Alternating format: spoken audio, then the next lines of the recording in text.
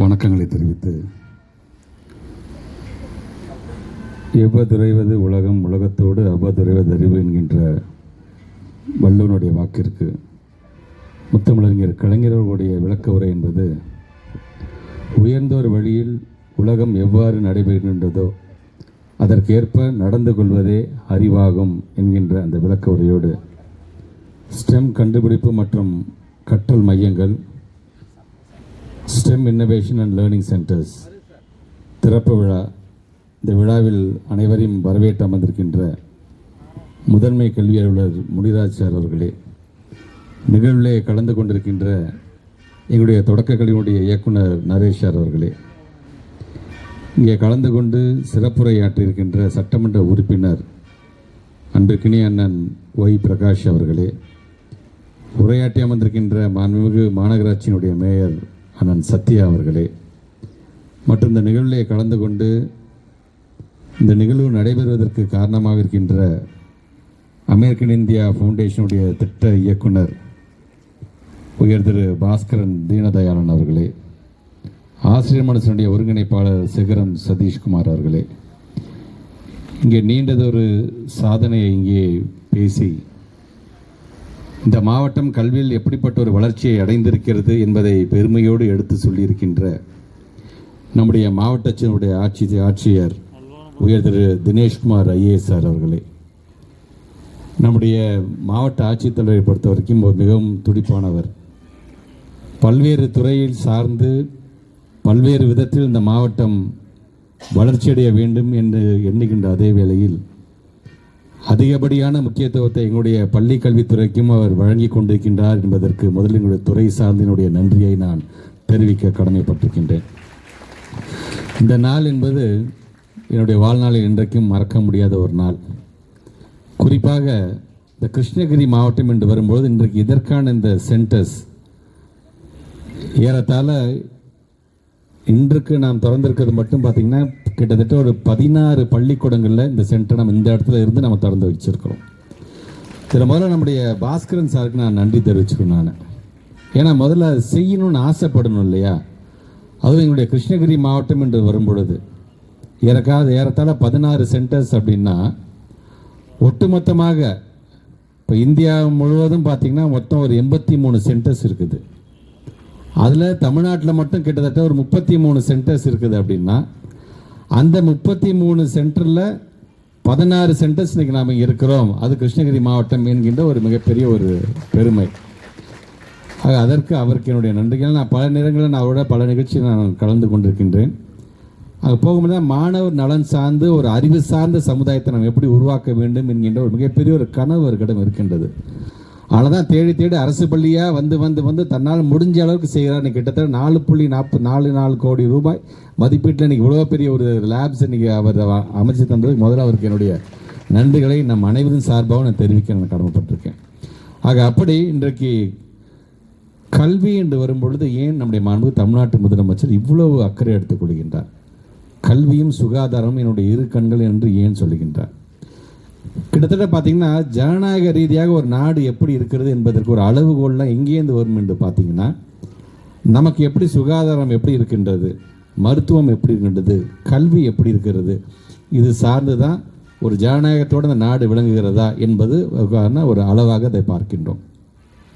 அதை உணர்ந்த தமிழ்நாட்டுடைய முதலமைச்சர் தொடர்ந்து இந்த 2 துறைக்கும் அதிகப்படியான முக்கியத்துவம் அவர் கொடுக்கும்போது கிட்டத்தட்ட பார்த்தீங்கன்னா எங்களுடைய உழைப்பெல்லாம் பார்த்தீங்கன்னா இங்கே வருகை தந்திருக்கின்ற மக்கள் பார்த்தீங்கன்னா உழைப்பெல்லாம் பார்த்தீங்கன்னா தமிழ்நாடு முதலமைச்சரோட 10% நாங்கள் போட்டுக்கிட்டுருக்கோம். நாங்கள் இன்றைக்கும் ஆட்சி பொறுப்பு வந்து 4 வருஷத்தை கடந்து இன்றைக்கும் பார்த்தீங்கன்னா ஒவ்வொரு மாவட்டமாக போய் அங்கே இருக்கின்ற திட்டங்களை தொடங்கி வைக்கிறார்.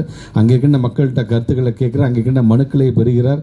ஸோ தொடர்ந்து உழைக்கக்கூடிய ஒரு முதலமைச்சர் நாம் பெற்றிருந்த காரணத்தினால தான் இன்றைக்கி எல்லாரும் சொல்கிற மாதிரி இந்தியாவிலே ஒரு முன்னேறிய இடத்தில் நாம் இருக்கிறோமே கல்வி என்பது காரணம் அந்த முதலமைச்சர் நான் பெற்றோம். கேப்டன் ஆஃப் த ஷிப் என்று சொல்கிறோம் பார்த்தீங்களா. ஒரு தலைமை எப்படி இருக்கின்றது அது சார்ந்து தான் மற்ற அமைச்சர்கள், சட்டமன்ற உறுப்பினர்கள், மற்ற பிரதிநிதிகள், அதை சார்ந்திருக்கின்ற அரசு அலுவலர்கள் எல்லாம் உழைப்பாங்கன்னா அந்த தலைவர் ஒரு கனவு காணுகிறார். அந்த கனவில் எங்களுடைய பிள்ளைங்க, எங்களுடைய அரசு பள்ளியில் படிக்கின்ற பிள்ளைகள்லாம் பார்த்திங்கன்னா உயர்ந்த இடத்துக்கு வர வேண்டும் என்று அவர் ஆசைப்படுகிறார். அது சார்ந்து நாங்கள்லாம் உட்காந்து ஒரு திட்டத்தை தீட்டிட்டு இருக்கோம், அவ்வளோதான். ஆக அப்படிப்பட்ட ஒரு முதலமைச்சர் இருக்கின்ற ஒரு தமிழ்நாட்டில் இன்னும் அடுத்த கட்டத்திற்கு கொண்டு செல்ல வேண்டும். இன்றைக்கி டெக்னாலஜி வைஸ் நம்ம இவ்வளோ பேசுகிறோம். நடந்து முடிந்த கூட்டத்தொடரில் கூட பார்த்தீங்கன்னா நீங்கள் பார்த்துருக்கலாம் தமிழ்நாடு முதலமைச்சருடைய இந்த பல்வேறு விதமான அறிவிப்புகள் கிட்டத்தட்ட 65 கோடி ரூபாய் மதிப்பீடில் 65 கோடி ரூபாய் ஒதுக்கீடு செய்து ஏறத்தாழ 2676 பள்ளிக்கூடங்களில் அங்கே இருக்கின்ற லேப்ஸ், அங்கே இருக்கின்ற இது போன்ற திறன்மிகு வகுப்பறைகளை நாம் மேம்படுத்த வேண்டும் என்று நிதி ஒதுக்கீடு செய்கிறார். சார், அது மட்டும் இல்லை, ஒரு 56 கோடி ரூபாய் ஒதுக்கீடு செய்து கிட்டத்தட்ட 880 பள்ளிக்கூடத்திற்கு ஏற்கனவே இருக்கக்கூடிய லேப்ஸ் இன்னைக்கு தகுந்தாப்புல இன்னைக்கு ட்ரெண்டுக்கு தகுந்தாப்புல அதையும் நான் அப்கிரேட் பண்ண வேண்டும் என்று அதுக்கென்று நிதி ஒதுக்கீடு செய்கிறார். இப்படி ஒவ்வொன்றையும் கிட்டத்தட்ட 160 கோடி ரூபாய் ஒதுக்கீடு செய்து கிட்டத்தட்ட 2000 ஸ்கூல்ஸ்க்கு புதிதாக ஹைடெக் லேப்ஸை உருவாக்க வேண்டும் என்று நிதி ஒதுக்கீடு செய்கிறார். இந்த டெக்னாலஜி அப்படிங்கிறத நம்ம இன்னைக்கு வந்து எப்படி நம்ம அடாப்ட் பண்ணிக்க வேண்டும். வெறும்னா உலக லெவலில் நிறைய ட்ரெண்ட் வந்ததுக்கப்புறம் 20 வருஷம் கழிச்சு தான் நமக்கு வரும் என்று இல்லாமல் உலகத்தில் இன்னைக்கு வந்துச்சுன்னா அடுத்த நாள் தமிழ்நாட்டில் அது வந்துரும்பா அப்படிங்கிற அளவுக்கு இன்னைக்கு நம்ம டெக்னாலஜி நம்ம கொண்டு வருகிறோம் என்று சொன்னால் இது சார்ந்து நம்முடைய பிள்ளைங்க நீங்கள் படிப்பில் கவனம் செலுத்த வேண்டும் என்பதற்காகத்தான் இதை சொல்லுகிறேன். ஆனால் ஒன்று மட்டும் தெரிஞ்சுக்கோங்க, என்னதான் டெக்னாலஜி வந்தது என்று சொன்னாலும் ஒரு கிளாஸ் ரூமில் 40 பிள்ளைங்கள் முன்னாடி ஒரு டீச்சர் நின்று பாடம் நடத்துறதுக்கு சமமாக வேறு எதுவுமே வந்து விடாது.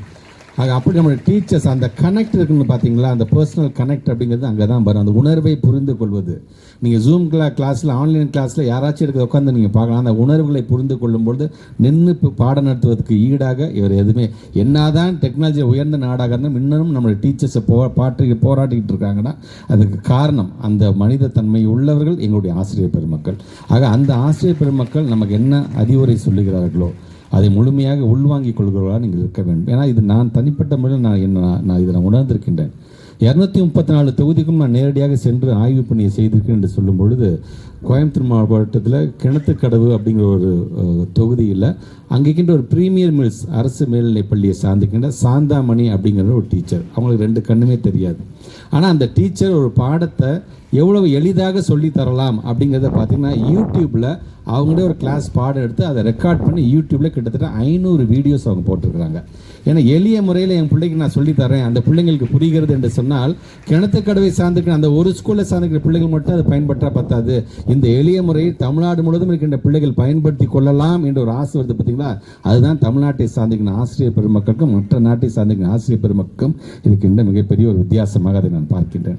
அதே போன்று கவிமணி தேசிய விநாயகம் அவர்களுடைய பெயரில் இருக்கின்ற ஒரு பள்ளிக்கூடத்துக்கு கன்னியாகுமரி மாவட்டத்துக்கு நான் சென்றிருந்தேன். அந்த மாவட்டத்துக்கு போகும்போது அங்கே இருக்கின்ற ஒரு மரம், நான் இன்ஸ்பெக்ஷன் பட் யார்ட்டையும் சொல்லாமல் தான் போவேன் பொதுவாக. அங்கே போகும்போது அங்கே ஒரு மரம் ஃபுல்லாக பார்த்தீங்கன்னா மேக்ஸ் சார்ந்திருக்கின்ற ஃபார்முலாஸை வந்து கட்டி தொங்க விட்டுருந்தாங்க. நான் கேட்டது என்னம்மா இந்த மாதிரி மரம், இதுக்கு பேர் கணித மரம், இதுக்கு பேர் பிள்ளைங்க இன்டர்வல் டயத்தில் வெளியில் விளையாட வரும்பொழுது கூட அந்த மரத்துக்கிட்ட நின்று ஒரு 2-3 ஃபார்முலாஸை படிச்சுட்டு போனால் கூட அது எங்களுக்கு மிகவும் போதுமானதாக உள்ளது என்று அந்த டீச்சர் சொல்கிறாங்க. இப்படி அர்ப்பணிப்புணர்வோடு இருக்கக்கூடிய டீச்சர்ஸை பெற்றிருக்கிற நம்முடைய தமிழ்நாடு, இது நான் கண்ணில் பார்க்காம இன்னும் பல பேர் பலவிதமான இன்னோவேட்டிவான இனிஷியேட்டிவ்ஸ் எடுத்துகிட்டு இருக்கிறீங்க.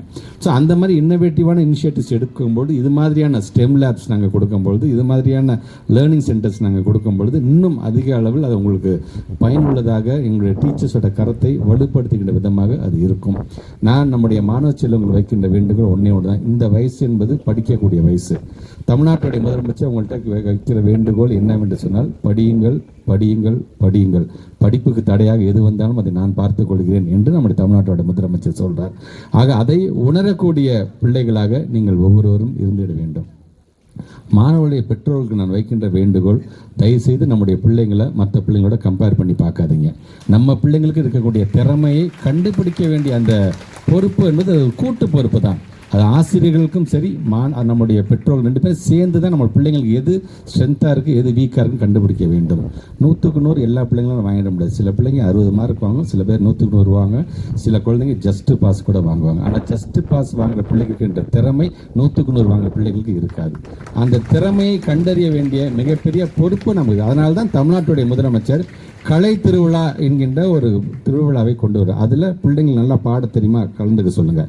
நல்லா கவிதை எழுத சொல்லுமா தெரியுமா, கலந்துக்க சொல்லுங்கள். நல்லா ஓவியம் வரைய தெரியுமா, கலந்துக்க சொல்லுங்கள். ஸோ இது சார்ந்து ஒரு கலையரசன் ஒரு கலையரசி விருதுகளை நம்முடைய தமிழ்நாட்டுடைய முதலமைச்சரும் நேரம் கிடைக்கும் போதெல்லாம் நம்முடைய தமிழ்நாட்டுடைய துணை முதலமைச்சரும் அதில் கலந்து கொள்கிறார் என்று சொல்லும் பொழுது இது நம்முடைய பிள்ளைகளுடைய திறமையை கண்டறிய வேண்டும் என்று நாங்கள் ஆசைப்படுகின்றோம். ஸோ அதை உணர வேண்டும் என்பதற்காகத்தான் இதை நான் சொல்லுகிறேன் நான். ஆக அந்த விதத்தில் இன்றைக்கி நல்ல ஒரு நிகழ்வை நான் இன்றைக்கி அதுவும் கிருஷ்ணகிரியில் நான் கலந்து கொண்டது உள்ளபடி நான் பெருமையாக கருதுகின்றேன்.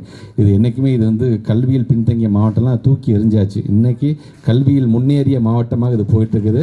இன்றைக்கி நீங்கள் நம்மளுடைய கலெக்டர் சார் சொன்ன மாதிரி 21வது இடம் 18வது இடம்னு சொல்லிட்டீங்க. அடுத்த முறை 5 பிளேஸில் நாங்கள் கண்டிப்பாக வருவோம் என்ற அந்த உறுதியை நீங்கள் சொல்லியிருக்கீங்க. அது யார் மேல் வைத்திருக்கின்ற நம்பிக்கை என்று சொன்னால் இன்றைக்கு இது போன்ற தலைமை ஆசிரியர்கள் மீது வைத்திருக்கிற நம்பிக்கை. ஆக தலைமை ஆசிரியர்களும் நீங்களும் அந்த பெருமைக்குரியவரால் நாங்கள் இருந்திட வேண்டும்.